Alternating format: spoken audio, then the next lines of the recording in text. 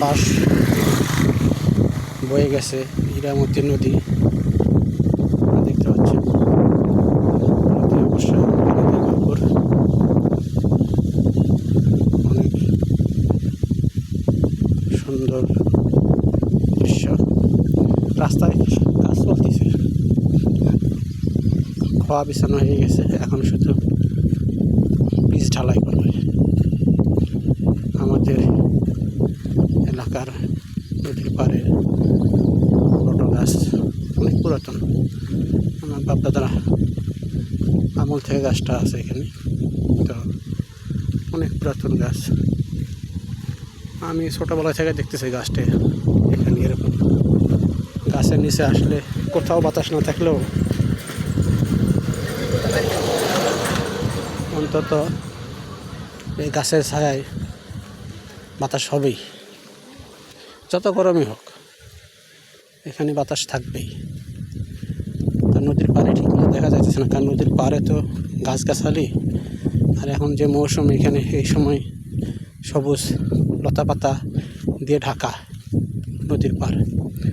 তো অন্যান্য এলাকার মানুষ সাধারণত এটাকে খাল বলে, কিন্তু আমাদের এদিকে ওরকম নদী, বড় নদী নাই, তো যার জন্য আমাদের কাছে এইটাই নদী।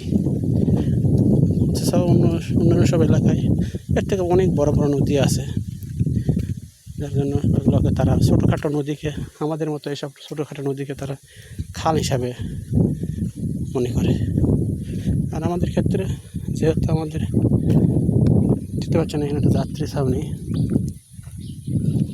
রাস্তাটা অনেক ফাঁকা তো নিরিবিলি, এই জন্য একটা যাত্রী ছাউনি করা আছে। অনেক সময় রাত্রিবেলা এখানে পুলিশ ডিউটি থাকে। আমাদের রাস্তায় সোলার লাইটগুলো ছিল, এখন দেখতেছি না, কারণ স্থানীয় সরকার কোনো প্রতিনিধি নাই, রাস্তার কোনো সোলারও নেই। এখন একটা ব্রিজ আছে নদীতে, ব্রিজের কাছে চলে আসছি আমি। দেখতে পাচ্ছেন এত সবুজ, মানে এত সবুজ লতা পাতা দিয়ে, বিভিন্ন রকমের লতা পাতা দিয়ে ঢাকা পড়ে গেছে। একটা নেম প্লেট ছিল, নেম প্লেটটা মুছে গেছে,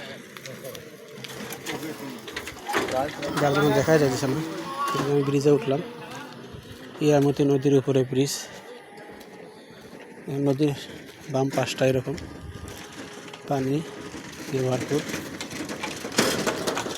নদীর পাশে আবার আপনার আবাদি জমি, ধান আবাদ চলতেছে।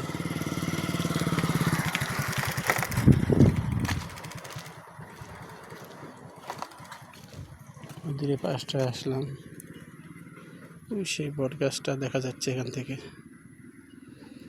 মানে এত পরিমাণ সবুজ গাছগাছালি যে মাটি দেখার কোনো জো নেই।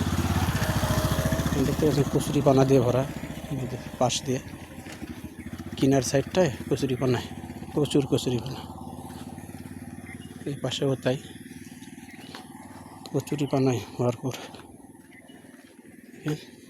কচুরি পানা দিয়ে ভরা।